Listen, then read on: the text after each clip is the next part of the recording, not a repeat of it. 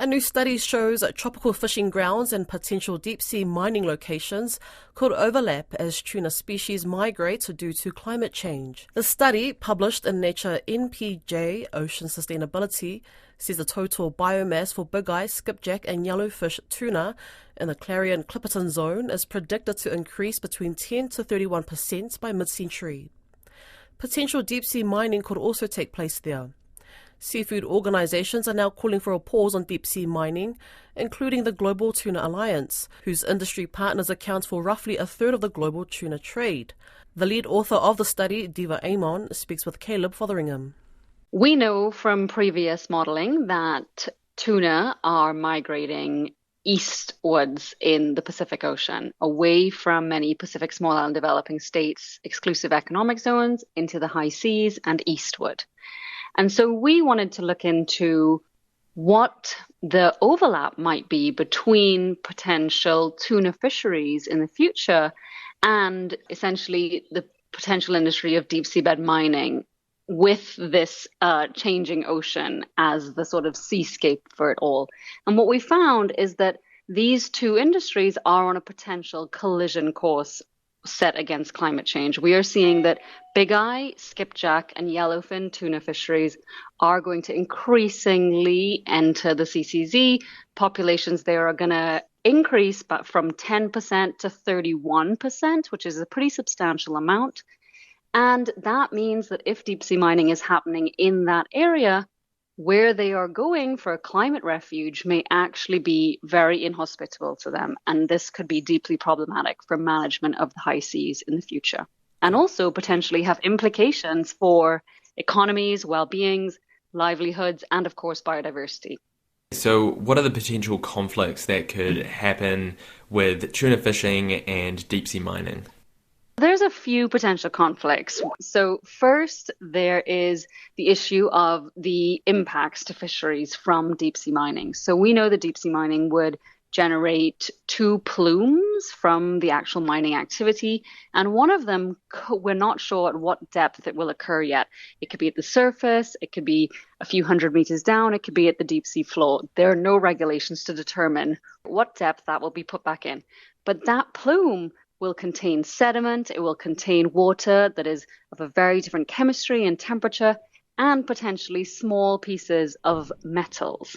And that plume could essentially have quite an impact on tuna, perhaps impact its feeding, its breathing, its vision, increase the fish's stress hormone levels, and cause potentially illness or migration away from the area. Then we also know that mining is going to be really noisy, very, very, very noisy. And so again, that could result in physiological and behavioral impacts on tuna, as well as the prey that they depend on, because of course this is a connected ecosystem, right? And then we also know that this plume potentially, as I said, could contain metals, some of which can be toxic. And that could actually become incorporated into the deep sea food web and end up entering our seafood supply. And even if there are only low risks from this accumulation, it could still have a negative consumer reaction. So there are potentially, as I said, implications to economies and so on for Pacific small and developing states or coastal Pacific states that fish in the area. And lastly, there could actually be physical conflicts. So we know that if deep sea mining occurs, there will be an increase in the number of vessels in the Clarion-Clipperton zone. And that could cause a conflict with fishing vessels in the area. And these impacts could end up changing who can be able to participate in activities there, probably with fishing vessels ending up squeezed out, perhaps. And that could end up having further knock-on effects on biodiversity. So, for instance, we know that tuna are responsible for these really complex relationships with seabirds where they help each other feed in the high seas. And so, again, things like that could be impacted. So, really, there are a lot of potential conflicts here. So, obviously, deep sea mining is such a new industry. There's so much unknown about it all. Mm-hmm. Could it be possible that the effects that it'll have on tuna fishing could just be quite small? So I think that answer will depend on the scale of the mining and how the mining takes place.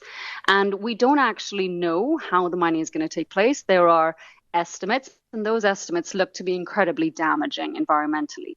And then in terms of the scale, again, yet to be seen, but the scale that we're looking at is essentially going to be one of the largest exploitative activities in the ocean, stretching, 1 million square kilometers from Hawaii to the to the exclusive economic zone of Mexico. So this is not an inconsequential area.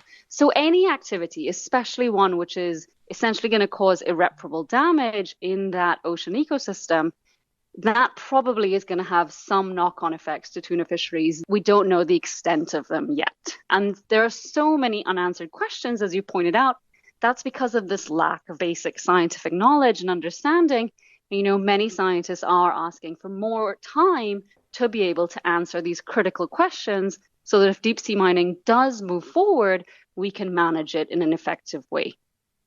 And it seems like seafood groups, it's almost off the back of your study, have called for a pause on deep sea mining. Yeah, exactly. So recently there's been a statement released from a number of seafood industry groups, and that actually includes the Global Tuna Alliance, whose partners account for 32%, a third of the global tuna trade, and the Sustainable Seafood Coalition, which represents about 45 seafood organizations. So these are some pretty big players in the seafood industry and fisheries.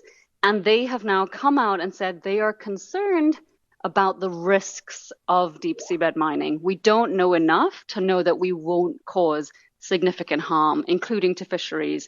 And so calling for a pause for the move from exploration to exploitation. Is this the first time these groups have come out and said that? Exactly, it is. So previously, some years ago, the only fisheries organization to have made any statement on deep seabed mining was the Long Distance Advisory Council out of Spain, but no other fisheries group has. So this is a pretty big deal that many of these seafood industry groups have now expressed caution, and caution to the point of calling for a pause or a moratorium.